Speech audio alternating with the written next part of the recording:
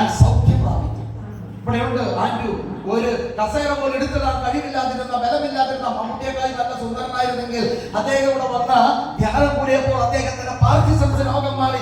ഇന്ന് അയാൾ തന്നെ കയറുന്ന ഇറങ്ങി പോകുന്നു. അപ്പോഴോ അതാണ്, രോഗിയാണെങ്കിലും നീ തകർന്നവനാണെങ്കിലും ഈശോ പറയുന്നത് എനിക്ക് നിന്നെ വേണോ. നീ രോഗിയാണെങ്കിലും നീ പാവിയാണെങ്കിലും പറയാണ് എനിക്ക് നിന്നെ വേണം, എനിക്ക് നിന്നെ വേണം. എനിക്കു വേണം നിന്നെ, നീ പാവിയാണെന്നാലും എനിക്കു വേണം നിന്നെ, ഈ രോഗിയാണെന്നാലും എനിക്ക് വേണം. കടലടച്ച് എണ്ണ പേരുന്ന പാട്ട് പാടി കണ്ണീരോടെ പൊട്ടിക്കരഞ്ഞ് അനുതാപത്തിന്റെ കണ്ണുനീര് ഞാനുണ്ടോ? എന്തിനു വേണ്ടി? ഞാനൊരു വിശുദ്ധനായി മാറുവാ, ഞാൻ ജീവിക്കുന്ന ദൈവത്തിന്റെ ഒരു ആലയമായി മാറാൻ വേണ്ടി അനുതാപത്തിന്റെ കണ്ണുനീര് പൊട്ടിക്കരഞ്ഞ പൊഴുക. അപ്പോൾ നിന്റെ രോഗം മാറും, അപ്പോൾ നിന്റെ കലവരം മാറും. നീ ഒരു പുതിയ മനുഷ്യനായി അപ്പോൾ മാത്രമേ നീ രൂപാന്തരപ്പെടുകയുള്ളൂ. കരഞ്ഞ കണ്ണീരോടെ നമുക്ക് ഒരുങ്ങ മക്കളെ, അനുതാപത്തിന്റെ കണ്ണീര്.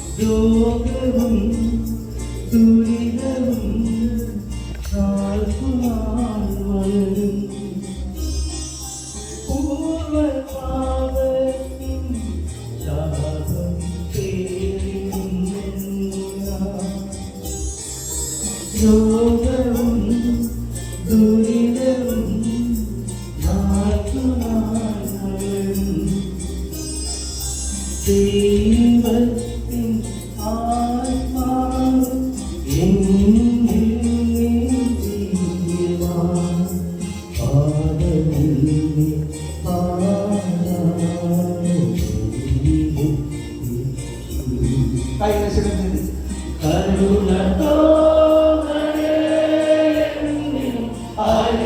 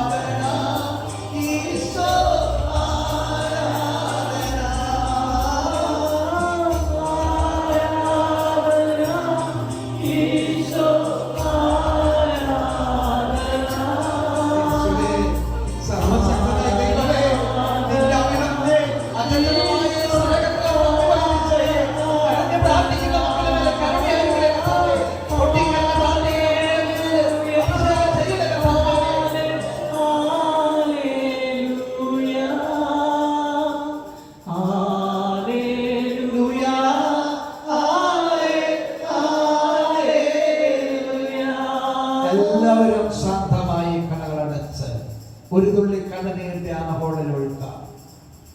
ശാന്തമാകാൻ എല്ലാവരും പാവങ്ങൾ ഓർത്ത് നിലവിളിക്കാം. അനുതാപത്തിന്റെ കണ്ണുനീര് ഈ ധ്യാനഹോളിൽ ഒഴുകട്ടെ.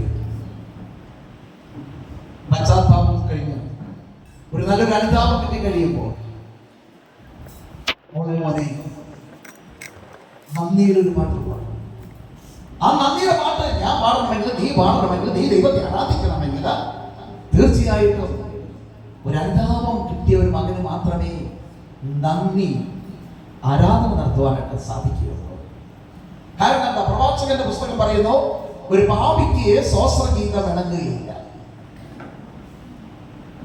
പാപം ചെയ്ത ഏതൊരു മകന്റെ മകളും സാത്താന്റെ തോളത്താണ് കയറിയിരിക്കുന്നത്.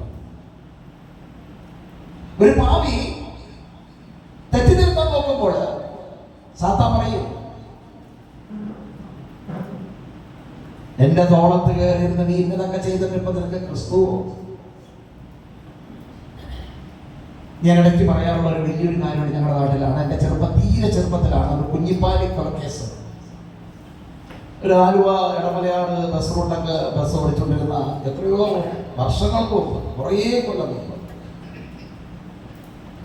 അദ്ദേഹം വേറൊരാളുടെ സ്വന്തക്കാരായ ഒരു പരദേശിയായിരുന്നു. അദ്ദേഹം മദ്യം കഴിക്കും, കലഹവും എല്ലാവർക്കും ശരിക്കും അറിവ് അതാണ്. അത് സത്യത്തിൽ എങ്ങനെയെന്ന് അറിയില്ല. ഇങ്ങനെ കമ്പി പണിക്ക് ഷട്ടറല്ല, അന്നത്തെ പലകയുടെ കമ്പിയാണത്, അടിക്കുകയും കൊല്ലുകയും. അങ്ങനെ മുഴിക്കുളത്ത് പാലത്തിന്റെ അവിടെ കൊണ്ടുപോയി കല്ല് കെട്ടി തൂക്കുന്നു, താത്തുന്നു. കുറെ നാൾ കഴിയുമ്പോൾ എന്തായാലും കൂടി പൊങ്ങി. അപ്പൊ അങ്ങനെയൊക്കെയുള്ളൊരു ശിക്ഷിക്കലും പ്രശ്നങ്ങളൊക്കെ ഉണ്ടായ ഒരു കുടുംബം. ഞാൻ ആ ഭവനത്തിൽ അതിൽ ഒരു മകന്റെ ഭവനത്തിൽ അവർ ധ്യാനം കൂടിയവരാണ്. മൊയ്പിലെ നല്ല കുമ്പസാരം കഴിഞ്ഞ് ഞാൻ ശരിയാണ് ബുധനാഴ്ച കുമ്പസാരം കഴിഞ്ഞ് ജംഗ്ഷനിലേക്ക് ചെന്ന് കഴിഞ്ഞപ്പോൾ അദ്ദേഹം എന്നെ കണ്ട് ബ്രദർ എൻ്റെ വീട് വരെ വരുമോ. ഞാൻ പറഞ്ഞു വരുന്നത് ഒറ്റ പോയിന്റിലേക്കാണ്. അവിടെ ചെന്നപ്പോൾ നഴ്സിംഗ് പഠിക്കുന്ന സെക്കൻഡ് ഇയർ പഠിക്കുന്ന മൂത്ത മോളുണ്ട്, രണ്ടാം പിള്ളേരുണ്ട്. മക്കളെ എല്ലാം ഞങ്ങളെ കണ്ടപ്പോഴേക്ക് തന്നെ അവിടെ തലറിഞ്ഞ് വീഴുകയാണ്. കാരണം അഭിഷേകമുള്ള ഏത് ദൈവദാസനോ വൈദികരുടെ മുമ്പിലോ പിശാചുള്ള വ്യക്തികൾക്ക് നിൽക്കാൻ പോലും സാധിക്കില്ല. ഒരു വൈദികനെ കണ്ട തലറിഞ്ഞ് വീഴും, ഒരു സക്രാരിയെ കണ്ട തലറിഞ്ഞ് വീഴും. ഇതായിരുന്നു ആ കൊച്ചിന്റെ അവസ്ഥ. മക്കളെ ഞാൻ പ്രാർത്ഥിക്കുമ്പോൾ ഒരുപാട് പൈശാചിക ബന്ധനം പിശാചുകളെ ബഹിഷ്കരിക്കാൻ ഞങ്ങൾ പക്ഷേ ഇതാണ് ആദ്യം വന്നു അതുകൊണ്ട് അത് പറയണം. പറയാൻ തുടങ്ങി കഴിഞ്ഞാൽ ഇഷ്ടംപോലെ കഥകളുള്ളത്, കഥയല്ല സ്വന്തം അനുഭവം. ഞാൻ കണ്ടത് ഒരു കളത്തിന്റെ അപ്പുറത്തെ ഈശോയും ഈ കളത്തില് ആ കൊച്ചിനോട് കൂടെ ഒരു പിശാചും. ബ്രദർ പ്രാർത്ഥിക്കുന്നു, സാത്താൻ അട്ടഹസിക്കുന്നു. ഒരു സ്റ്റെപ്പ്, രണ്ടാം സ്റ്റെപ്പിൽ അട്ടഹസിക്കുന്നു, മൂന്നാം സ്റ്റെപ്പിൽ അട്ടഹസിക്കുന്നു. നാലാമത്തെ സമയത്താണ് അവളെ വലിച്ചെറിഞ്ഞിട്ട് കാണിച്ചു തരാൻ പറഞ്ഞിട്ട് പിശാചു പോണത്. സത്യസത്യമായ വലിയൊരു കാര്യമാണ്, അനുഭവമാണ്. എന്നെ കേൾക്കുന്ന മോനെ മോളെ, ഇതുപോലെയുള്ള പാപത്തിന്റെ ബന്ധനത്തിലോ ശാപത്തിന്റെ ബന്ധനത്തിലോ പ്രമാണത്തിന്റെ പുസ്തകം 21 മുതൽ തിരുവചനം 17 വരെ തിരുവചനം. ഇന്ന് കർത്താവിന്റെ വചനം കേട്ട് അനുസരിച്ച് നീ ദൈവത്തിലേക്ക് തിരിയുകയാണെങ്കിൽ 1000 തലമുറകളെ ഞാൻ നിന്നെ രക്ഷിക്കും, അനുഗ്രഹം പ്രാപിക്കും. നീ പാപത്തിലാണെങ്കിൽ 3-4 തലമുറകളെ ഞാൻ ശിക്ഷിക്കും. ചിന്തിക്കുക, ധ്യാനിക്കുക. നീ ഏത് കാറ്റഗറിയിൽപ്പെട്ട മക്കളാണ്? ആ ബ്ലെസ്സിംഗ് ഉള്ള ജനറേഷൻ ആണോ? അതെ, പാപത്തിന്റെ ശാപത്തിൽ ബന്ധനത്തിലായിരിക്കുന്ന 1000 തലമുറകൾ പൈശാചിക ബന്ധനത്തിൽ കഴിയുന്ന കുടുംബമാണ്. ചിന്തിക്കണം.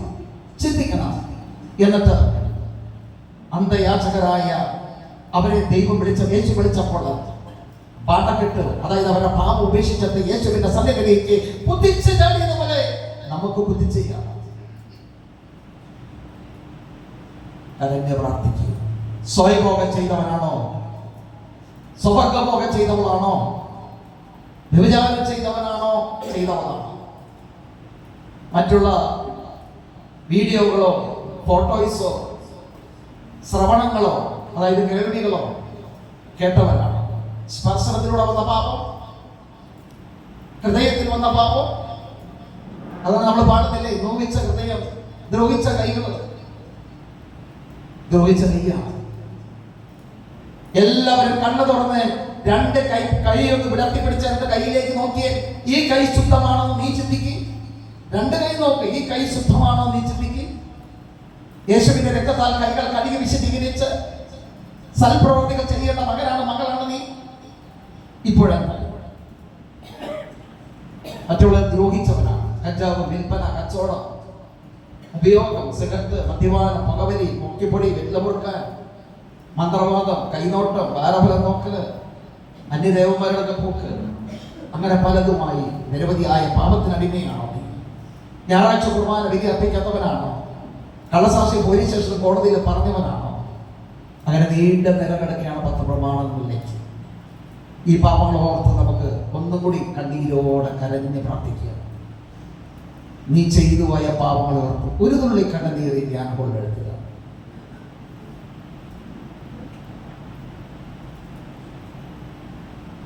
കണ്ണുനീരോടെ പൊട്ടിക്കരഞ്ഞ്, നിലവിളിയുടെ സ്വരത്തോടെ നമുക്ക് പൊട്ടിക്കരഞ്ഞ് പ്രാർത്ഥിക്കാം. അനുതാപത്തിന്റെ കണ്ണുനീര് ധ്യാനഹോളിൽ ഒഴുകാൻ വേണ്ടി നമുക്ക് പ്രാർത്ഥിക്കാം. കർത്താവേ, അങ്ങ് എവിടെയാണ്? അങ്ങ് എവിടെ ഉണ്ടല്ലോ. പുറകിൽ നിന്ന് ഈശോയെ, ഈശോ 10:20 എന്നാൽ മാതാവ് ഈശോയെ ആർക്കാണ് അനുതാപം കിട്ടുന്നത് നോക്കുകയാണ്. ബാക്കിൽ നിന്ന് 2ാമത്തെ ഫാനിന്റെ അവിടെയുണ്ട് ഈശോ മാതാവ്. സ്ത്രീകളിലേക്ക് മാതാവ് വന്നത്. ഒരു തുള്ളി കണ്ണുനീര് പാപങ്ങളോർത്ത് നിലവിളിക്കുന്നവൻ ആരാണ്? ഭർത്താവിനെ തല്ലിയവനാണോ? അപ്പനെ തല്ലിയവനാണോ? അമ്മയെ തല്ലിയവനാണോ? ഭാര്യയെ തല്ലിയവനാണോ? മക്കളെ തല്ലിയവനാണോ? ശിക്ഷണം വേണം. പക്ഷേ ഭർത്താവിനെ കുറ്റപ്പെടുത്തി പറഞ്ഞു വിട്ടവളാണോ? ഭാര്യയെ പിണക്കി സ്വന്തം വീട്ടിൽ പറഞ്ഞു വിട്ടവനാണോ? 4 പ്രമാണം ബ്രദർ ധ്യാനിപ്പിക്കുമ്പോൾ ഇപ്പോഴും പറയുന്നൊരു കാര്യമാണ്. ഭർത്താവിന്റെ വീട്ടുകാരെ, ഭാര്യയുടെ വീട്ടുകാരെ, ബന്ധുക്കളെ കുറ്റാരോപണം നടത്തി വേദനിപ്പിച്ചവനാണോ? ക്ഷമ. വെറുപ്പും വിദ്വേഷത്തിന്റെ ഹൃദയത്തിൽ ആർക്കെങ്കിലും ഉണ്ടെങ്കിൽ അപ്പച്ച, അമ്മച്ചി, മോനെ, മോളെ, കുർബാന സ്വീകരിക്കാൻ നീ യോഗ്യനല്ല. വിശുദ്ധമായവ വിശുദ്ധിയോടെ ചെയ്യുന്നവർ വിശുദ്ധരാകും. ജ്ഞാനത്തിന്റെ പുസ്തകം 6:10. ആ വിശുദ്ധമായവ വെറുപ്പും വിദ്വേഷമുള്ളവന്റെ ഹൃദയത്തിൽ വന്നാൽ ആരാവും? പിശാചായി മാറും. ഈ നോയമ്പ് കാലം നമുക്കൊരു നല്ല രീതിയിൽ നിന്ന് ഒരുങ്ങാം. അനുതാപത്തിന്റെ കണ്ണീരൊഴുകി നന്ദിയോടെ ജോൺ പറഞ്ഞു.